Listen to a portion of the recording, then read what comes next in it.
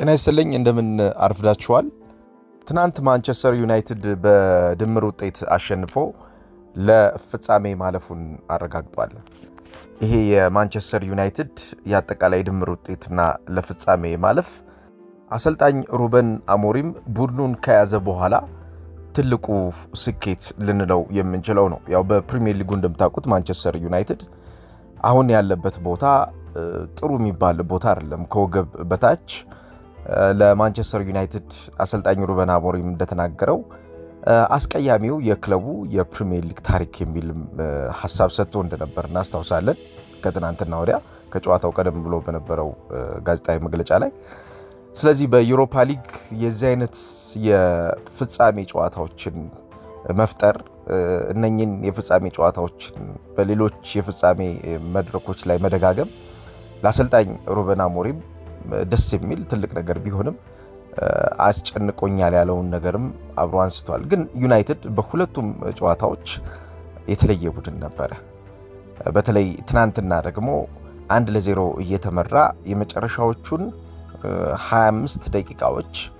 የተጠቀመበት መንገድ የሚደንቅ ነው በመጨረሻዎቹ ደቂቃዎች ላይ ያስቆጠራቸው ጎሎች ናቸው እንግዲህ ዩናይትድን ትናንት 4-1 በሆነ ውጤት እንዲያሸንፍ ያደረጉት በጨዋታው የነበረውን ብልጫ በተለይ ደግሞ በምሽቱ የቀድሞ የቼልሲ ንብረት የነበረው ሜሰን ማውንት የነበረው እንቅስቃሴ አስገራሚ ነበር ሜሰን ማውንት የቡድኑን አጠቃላይ የማጥቃት እንቅስቃሴ በመምራት የመስመር እንቅስቃሴን በማስተካከል እንዲሁም የቀጥተኛ የሚባሉትን ከመሃል ተነስተው በሚያጠቁ ሽግግሮች የሚፈጠሩ ጫናዎችን እዛው ውጤታማ በማድረግ የተለየ ምሽት አሳልፏል ሜሰን ማውንት አሰልጣኝ ሩበን አሞሪም ስለ ቡድኑ የትናንትና አጠቃላይ ውጤት የተሰማውን ደስታ ገልጿል በእንቅስቃሴ ግን ማንቸስተር ዩናይትድ ብልጫውን የወሰደባቸውን ነገሮች አሳድጎ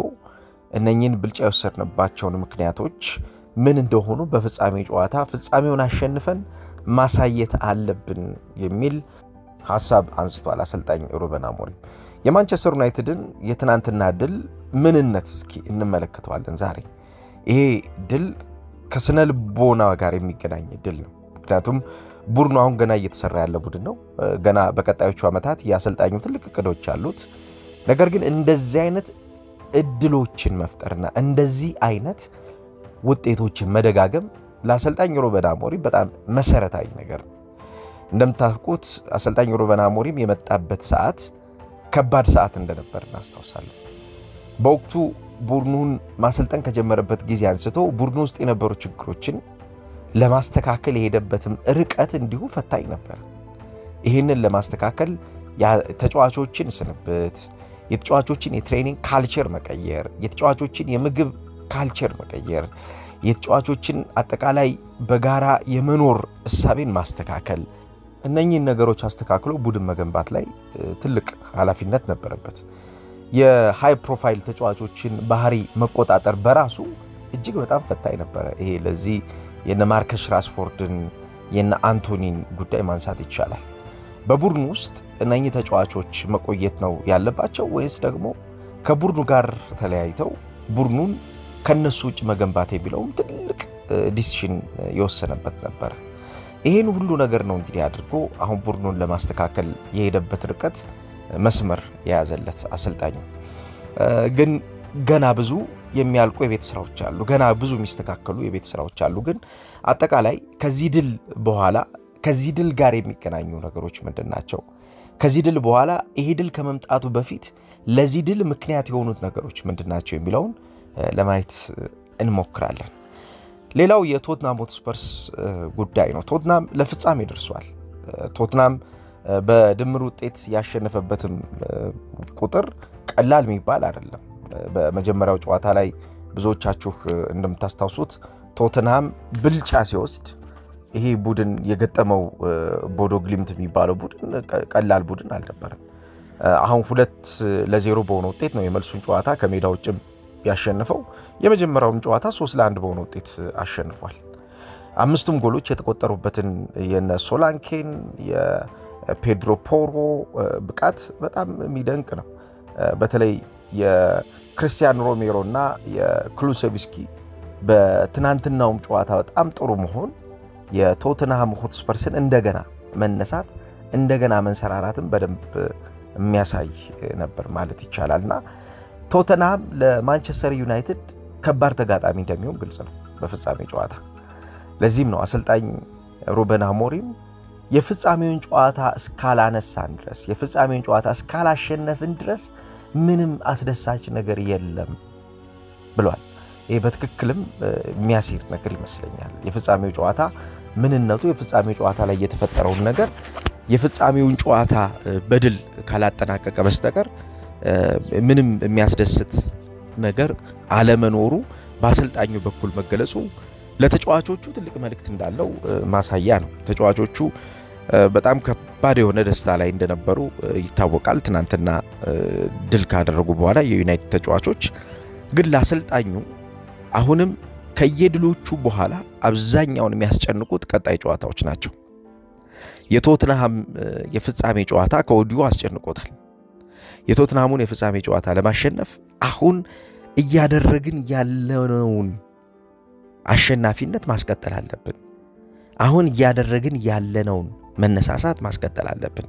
የቡድን ስራ የጋራ ስራ መቀጠል አለብን ነው የሚለው በትክክልም ይሄኛው የሚያስኬድ ሐሳብ እንደሆነ ግልጽ ነው እስኪ ስለ ማንቸስተር ዩናይትድ ሰፊ ሐሳቦችን እናነሳለን ጥሩ ቆይታ እንዲሆንላችሁ ከወዲሁ ጋብዛችኋለሁ ለፖድካስቱ አዲስ ከሆናችሁ ፖድካስቱን ላይክ ሰብስክራይብ እና ሼር አድርጉ ያው ፖድካስቱ እቀባላይ ስለነበረ ለተወሰኑ ሳምንታት ብዙም እየደረሰ አይደለም ለኦዲየንሱ ስለዚህ እንዲደርስ ላይክ ሰብስክራይብ እና ሼር ያደርጋችሁ በማድረስ እንድትተባበሩ ከወዲሁ ጋብዛችኋለሁ ሩበን አሞሪም በትናንቱም ጨዋታም ሆነ በብዙ ጨዋታዎች በሚያደርጋቸው እንቅስቃሴዎች ውስጥ እንዲሆን የሚፈልገው ነገር ምንድነው የተጫዋቾች አእምሮ ሜዳ ላይ ፐርፌክት እንዲሆን ይፈልጋል በሁለቱ የግማሽ ፍጻሜ ጨዋታዎች ላይ የማንቸስተር ዩናይትድ ተጫዋቾች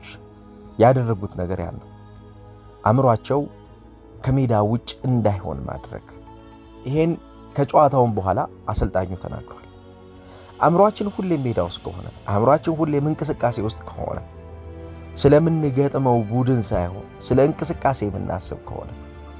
ማደግ ስላለበት ነገር ምንጠነቀቅ ከሆነ ሁሌም ቢሆን የምናስበውን ነገር በመናስበው ልክ እናደርገዋለን የሚል አስተያየት ሰጥቷል አሰልጣኝ ሩበን አሞሪም በርግጥም ማንቸስተር ዩናይትድ ትናንትና የነበረው የሜዳ ላይ አፈጻጸም በሜዳው ውስጥ ምን ማድረግ እንዳለበት በሜዳው ውስጥ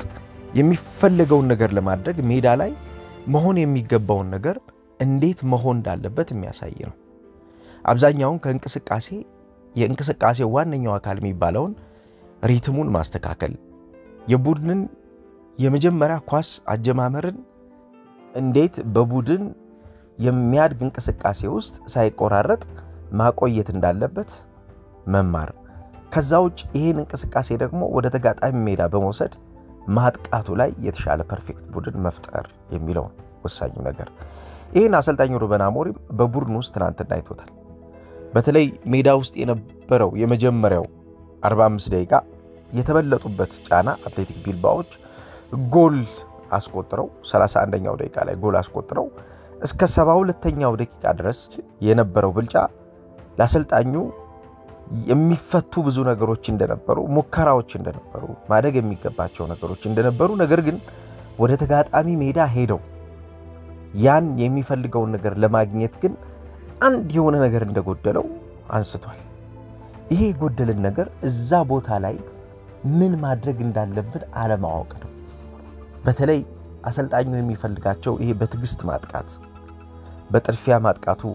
አብዛኛው ጊዜ አዋጭ ነው ብሎ ስለማያምን በጋራ ሄዶ ማጥቃቱ አብዛኛው ጊዜ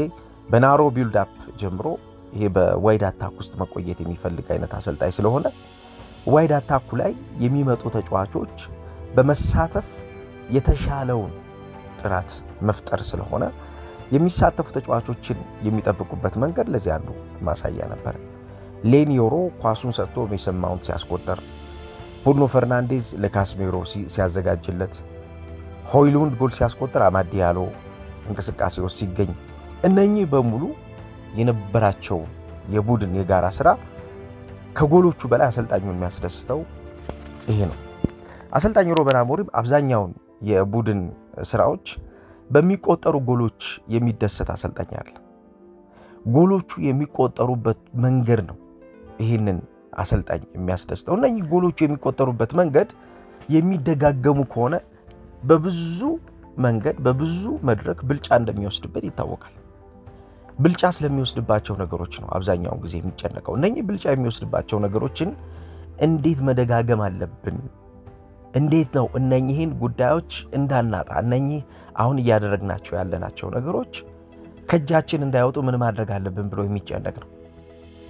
በቀላሉ ኳስን ላለማጣት በሚደረጉ ጥረቶች ውስጥ በቀላሉ ኳስ የማይታጣባቸው ሐሳቦች ላይ የተሻለ ዕውቀት እንዲኖራቸው ተጫዋቾችን ያደርጋል። በመጨረሻው የሜዳ ክፍል ላይ ወሳኙ የሚባለው ጋርናቾ የሚባለው ተጫዋች ለምሳሌ ያስተካከለው ቡድኑ እሱ ብቻውን ሄዶ በሚያጠቃበት ሰዓት የሚጠቀመው ነገር ስለሌለ እሱ ከቡድኑ የማጥቃት እንቅስቃሴ ጋር አብሮ ሄዶ የተሻለ እንዲያጠቃ ማድረግና አብሮ የጋራ ማጥቃቱን እንዲያቆይ መርዳት በአሰልጣኙ በኩል ሲሰጠው የነበረው ነገር። ከትናንትናው ጨዋታም በኋላ አሰልጣኙ ሲናገር ምንድነው ያለው? የቡድን የማጥቃት ስራዎቻችን ምን ደጋግም ከሆነ በጋራ ምናጠቃበት መንገድ እያሳደግን ምንሄድ ከሆነ በጋራ ምንከላከልበትን መንገድ እያሳደግን ምንሄድ ከሆነ እንደ ቡድን ጠንካራ እንሆናለን ብሏል። የተናጠል የቡድን ስራዎች አዋጭ አይደለም። ይሄን ከጨዋታው በፊት ማንስቶታል። የተናጠል የቡድን ስራዎች አዋጭ የማይሆኑበት ምክንያት ብቻህን በመታጣቸው እንቅስቃሴዎች ውስጥ ሁሌም ቢሆን ብቻ የምታደርገው ነገር አይኖርም። በጋራ በመታጣቸው እንቅስቃሴዎች ውስጥ ግን በጋራ የምታስተካክላቸው ነገሮች ብዙ ናቸው። ስለዚህ ከብቻ የማጥቃትና ከብቻ የቡድን እንቅስቃሴን ከመቆጣጠር ሞኒተር ከማድረግ በላይ ሊሆን የሚገባው ነገር የጋራ ሞኒተሪንግ፣ የጋራ የማጥቃት፣ የጋራ የመከላከል እንቅስቃሴ ማሳደግ ነው የሚል ሐሳብ አንስቷል አሰልጣኙ። ከዚህ በተጨማሪ አሁን እሱ እያሰበ ያለው በተለይ በፍጻሜው ጨዋታ ድል አድርጎ በዚህ ሲዝን መጥፎ ጊዜ ስላሳለፉት ደጋፊዎች እየተጨነቀ ነው የሚገኘው። ታይትሉን መስጠት ለደጋፊዎቻችን አብረው ለነበሩት ይሄ መጥፎ ሲዝን ሲያሳልፉ ለነበሩ ደጋፊዎቻችን ሊሆን የሚገባ ነገር ነው፣ ዲዘርቭ ያደርጋሉ የሚል ሐሳብ አስቀምጧል። የማንቸስተር ዩናይትድ ደጋፊ ዘንድሮ ሰፈር አድርጓል። ይሄ ቡድን በፕሪሚየር ሊጉ ታሪክ መጥፎውን ጊዜ እያሳለፈ ነው የሚገኘው። የፕሪሚየር ሊጉ ውድድር ላይ ያስመዘገበው ያለው ውጤት ለማንቸስተር ዩናይትድ ደጋፊዎች ከባድ የሆነው ማንቸስተር ዩናይትድ በተከታታይ የተሸነፈባቸው መንገዶች፣ በተከታታይ የተሸነፈበት ማነሩ ነው። ይሄ ዩናይትድ በዚህ የውድድር ዓመት 15ኛ ደረጃ በ39 ነጥብ እንዲቀመጥ አድርጎታል። ዩናይትድ በታሪኩ 16 የፕሪሚየር ሊግ ጨዋታዎችን ተሸንፏል። ይሄ ለማንቸስተር ዩናይትድ ደጋፊዎች ሆነ ለማንቸስተር ዩናይትድ የአሰልጣኝ ስታፍ አባላት አልአክሴፕተብል የማይሆን ነገር ሊሆን የማይገባው ነገር ነው። ከተደረጉ የፕሪሚየር ሊግ ጨዋታዎች 16 ሽንፈቶች ማለት ዩናይትድን ዲዘርቭ ያደርጋል። ዩናይትድ 9 የግብዳዎች ነው ያሉበት ዘንድሮ። ይሄም በማንቸስተር ዩናይትድ በጣም ከባዱ የሚባለው ሲዝን ያሳለፈ እንደሆነ ግልጽ ነው። ዩናይትድ ዘንድሮ 42 ጎሎች አስቆጥሮ 51 ጎሎች ተቆጥረውበታል። ይሄ ለዩናይትድ ሌላኛው በጣም ከባዱ ነገር ነው። የፕሪሚየር ሊጉ ከፍተኛ ጎል አስቆጣሪ የፕሪሚየር ሊጉ ዝቅተኛ ጎል የሚያስተናግድ ቡድን አድርጎ ለመስራት ከዚህ በፊት ዩናይትድ በሚታወቅበት ባህሪ ውስጥ እንዲሆን ለማድረግ ያን ዩናይትድን ለማምጣት በሚደረገው ሂደት ይሄኛው የዩሮፓ ሊግ የፍጻሜ ጨዋታ የመጡበት መንገድ ማለፋቸው አይደለም። በነገራችን ላይ የመጡበት መንገድ ያሰልጣኝ ሩበን አሞሪምን የቡድን ቀጣይ ሂደትና ግንባታ እንደሚያስተካክሉ አሰልጣኙ ያውቀዋል ስለዚህ ከደጋፊዎቹ ጋር አብሮ መሆን የፈለገበት ምክንያት ደጋፊዎቹ ዲዘርቭ የሚያደርጋቸው የፍጻሜ ድል መስጠት እንዳለብን ከወዲሁ መስራት አለብን ያለበት ዋነኛው ምክንያት ያ ነው እስኪ እንስማው ስለ ደጋፊዎች የተናገረው do good things the feeling to give something to our fans especially in this kind of season so I agree is not just playing Champions League next year is Champions League ከመጫወቱ Champions League በፍጻሜው ጨዋታ ድል አድርገው ያን ድል ለቻምፒየንስ ሊግ የማለፊያ ስቴፕ ፈጥረው ቻምፒየንስ ሊግ ላይ መገኘት አይደለም ለሱ አሁን ትልቁ ነገር it's not the feeling to play in the Champions League ነው የሚለው ዋናውና ትልቁ ነገር ተጫዋቾች የኮቺንግ ስታፍ በዚህ የውድድር ዓመት ሰፈር ላደረጉት አብረው በዚህ የውድድር ዓመት ለታመሙት ቡድኑ ሲታመም ቡድኑ ውጤት ሲያጣ ቡድኑ ዝቅ በሚልበት ሰዓት በቡድኑ ዝቅታ ውስጥ ለነበሩት ለነኚህ ደጋፊዎች መስጠት ያለብን ነገር ድል ነው የሚል ሐሳብ አስቀምጧል ይሄ ለአሰልጣኙ በተለይ ደጋፊዎቹ ጋር ያለውን ቦንድ ከማጥበቅ ደጋፊዎቹ ጋር ያለውን ህብረት ይበልጥ ከፍ ለማድረግ የተጠቀመበት ቃል ነው በርግጥም ማንቸስተር ዩናይትድ በዚህ የውድድር ዓመት የመጣበት መንገድ የብዙ ደጋፊዎችን አምሮ የብዙ ደጋፊዎችን ትረስት የሚያደርጉትን የደጋፊዎች ምንነት የፈተነ ነው አሁን በዩሮፓ ሊግ የፍጻሜ ጨዋታ ላይ ማለፉ በደጋፊዎችና በማንቸስተር ዩናይትድ መካከል የነበረው ተራርቆ የነበረው ትረስት መልሶ መገንባት ነው በደጋፊና በክለብ መካከል ትረስቱ ከለለ የቡድኑ ህልውና ሊኖር አይችልም ማንቸስተር ዩናይትድ ትልቅ ቡድን ነው ነገር ግን ሁሌም ቢሆን ወደ ሜዳ ሲገባ ደጋፊው በስጋት ውስጥ ሆኖ መሸነፍ የነሱ ቅርብ ሆኖ ማሸነፍ የነሱ ሩቅ ሆኖ የሚገባ ከሆነ በመካከላቸው ያለው ነገር በጣም እየሰፋ ይሄዳል ማለት ነው አሁን ዘንድሮ የተፈጠረው ነገር ያ ነው ዩናይትድን የሚተው ደጋፊ ተፈጥሯል በዚህ የውድድር ዓመት ይሄ የዩሮፓ ሊግ ፍጻሜም ጨዋታ አሰልጣኝ ሩበን አሞሪም ያሰመረበትም ያ ነው በደጋፊውና በክለቡ መካከል የነበረውን ህይወት መመለስ ነው ብሏል ይሄ ትልቅ ቦልድ ስቴትመንት ነው ለአሰልጣኙ ቡድኑ አሁን ባለበት የውጤት ማጣት ለዚህ የዩሮፓ ሊግ ፍጻሜ ጨዋታ መድረስ ተአምር ነው ምክንያቱም በፕሪሚየር ሊግ ውስጥ ያለው ታሪክ ጥሩ ስላልሆነ ማለት ነው ዘንድሮ ግን በዩሮፓ ሊግ ለዩሮፓ ሊግ የተሰራበት መንገድ አሰልጣኝ ሩበን አሞሪም ዲፋይን አድርገው ሲሉ ዲፋይን ሊያደርገው አልቻለም ከሁለት ሳምንት በፊት አስተዋውሳለሁ ምንድነው በዩሮፓ ሊግ ጥሩ እየሄዳችሁ ነው በፕሪሚየር ሊጉ ደግሞ ጥሩ አይደላችሁ እና ምንድነው እስኪ ስለዚህ ጉዳይ እስኪ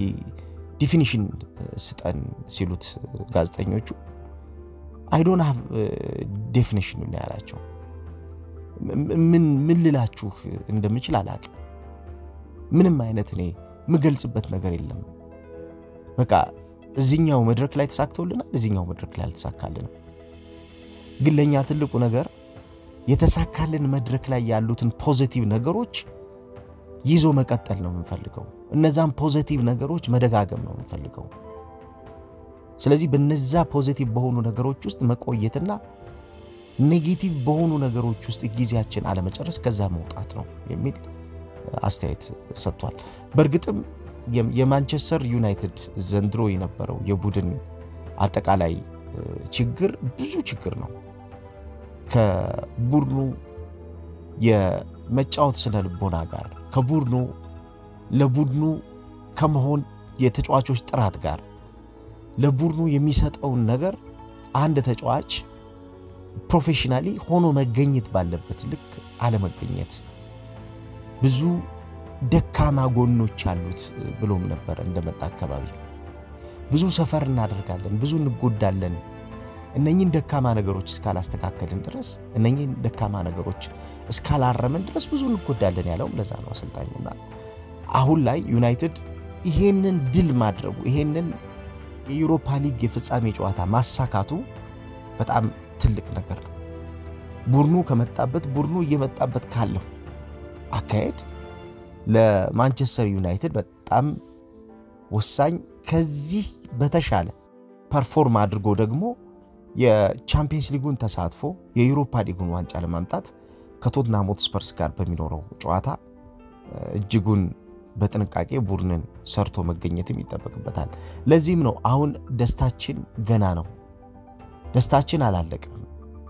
ደስታችን የሚያልቀው የፍጻሜውን ጨዋታ አሸንፈን በፍጻሜው ጨዋታ ውስጥ ያለውን ዋንጫ ለደጋፊዎቻችን ስንሰጥ ነው የሚል ሐሳብ ያስቀመጠው አሰልጣኝ ሩበን አሞሪም እንግዲህ ቡድኑን ይዞ ለፍጻሜ ደርሷል። ይሄ በመጀመሪያው ዓመት ያሰልጣኙ ቆይታ አንድ ትልቅ ስኬት ልንለው እንችላለን። በፕሪሚየር ሊጉ ገና ቡድን እየሰራ ነው። ቡድኑን እንደገና ወደ ትልቅ ቡድን ወደ ማዋቀር እየሄደ ነው። ክረምት ላይ በጣም ብዙ ለውጦች ይኖራሉ ተብሎ ይታሰባል። ነገር ግን ከዛ በፊት ይሄኛው እንደመነሳሻ ይሄኛው እንደመነቃቂያ ያደርገዋል። አሰልጣኝ ኤሪክ ቴናግ በነበሩበትም ሰዓት ብዙዎቻችሁ የምታስታውሱት ነው ማንቸስተር ዩናይትድ ለፍጻሜ የበቃበት ውድድሮችን በተለይም ባለፉት 3 ዓመታት በተፈራረቁት አዳዲስ አሰልጣኞች የተሻለ ለፍጻሜ ታጩ ምሽቶችን አሳልፈዋል። ለምሳሌ የ2023 የሊግ ዋንጫን፣ የ2023 የኤፍኤ ካፕ ዋንጫን፣ የዩሮፓ ሊግ የ2025 የኤፍኤ ዋንጫን 2024 ማንቸስተር ዩናይትድ በእነኚህ ሁለቱ አዳዲስ አሰልጣኞች ማሳካት ችሏል። ሩበን አሞሪም ግን ይሄን የአውሮፓ መድረክ የዩሮፓ ሊግ የሚያሳካ ከሆነ ያው ትልቅ ስኬት ልንለው እንችላለን። በአውሮፓ መድረክ በአለፉት ዓመታት ማንቸስተር ዩናይትድ አጥቶት ከነበረው ከሞሪኖ የአውሮፓ መድረክ ስኬት በኋላ አጥቶት የነበረውን ነገር መልሶ የሚያገኝበት ይሆናል ማለት ነው። የአውሮፓ ቻምፒየንስ ሊግ ዶሚናንት ቡድን እንደሆነ እናስታውሳለን። ማንቸስተር ዩናይትድ እናውቃለን። በተደጋጋሚ ለቻምፒየንስ ሊግ ፍጻሜ ጨዋታዎች በመድረስ በተለይ ከ2000 እስከ 2011 ድረስ ባሉት 11 ዓመታት ዩናይትድ በጣም ጠንካራ ቡድን እንደነበር እናስታውሳለን። በእነኚህ ዓመታት ውስጥ የነበረው ማንቸስተር ዩናይትድ የነበረውን ኃያልነት መመለስ ቀጣይ የቤት ስራው ነው፣ ትልቁ የቤት ስራው ነው። በዩሮፓ ሊግ በሞሪኖ የነበረው ጥሩ ጉዞ፣ በሞሪኖ የነበረው ብዙ ደጋፊዎችን ያስደሰተ ውጤት በአሰልጣኝ ሩበን አሞሪም ይደገማል ወይ የሚለው የሚጠበቅ ነው። እንግዲህ ቶትናም ሆትስፐርስ የፍጻሜው ተፋላሚ ቡድን ነው። አሰልጣኝ ኤንጅ ፖስቴኮግሉ ስለ ማንቸስተር ዩናይትድ ተጠይቀው ነበር ስለ ሲዝናቸውና ይሄን ጥያቄ ለኔ አይደለም መጠየቅ ያለባችሁ ብሏቸዋል ጋዜጠኞቹ። ምንድነው ለማንቸስተር ዩናይትድ ይሄኛው የውድድር ዓመት መጥፎ የውድድር ዓመት ስለሆነ ምናልባት የፍጻሜውን ጨዋታ ድል አድርገው ይሄን ሲዝን ለማስተካከል ሊጠቀሙበት ይችላሉ ወይ ብለው ጠይቋቸው ነበርና አሰልጣኙ ይሄን ጥያቄ እኮ ለኔ አይደለም መጠየቁኝ፣ ይሄን ጥያቄ ለማንቸስተር ዩናይትድ አሰልጣኝ ነው መጠየቅ ያለባችሁ ብለው ለጋዜጠኞቹ መልሰውላቸዋል። እንግዲህ በዘንድሮ የውድድር ዓመት ሁለቱም ጥሩ ጊዜ እያሳለፉ አይደለም፣ ዩናይትድም ቶትናም ሆትስፐርስም። ስለዚህ የመጨረሻውን ሲዝናቸውን ለማስተካከል ይሄንን ዋንጫ ድል ማድረግ ምን ያክል ሊጠቅማቸው ይችላል የሚለው ነገር የሚጠበቅ ነው የሚሆነው። እንዴት አያችሁት የዩናይትድን ድል፣ የቶትናም ሆትስፐርስን ድል፣ ለፍጻሜ መድረሳቸውን? ማን ኤክስፔክት አድርጋላችሁ? ማንን ለፍጻሜው ታጫላችሁ? ለፍጻሜው ድል ማንን ታስቀምጣላችሁ? እስኪ ኮሜንት ቦክሱ ላይ ሐሳብ ስጡበት። ስለነበረኝ ቆይታ ከልብ አመሰግናለሁ። ጥሩ ቀን ይሁንላችሁ።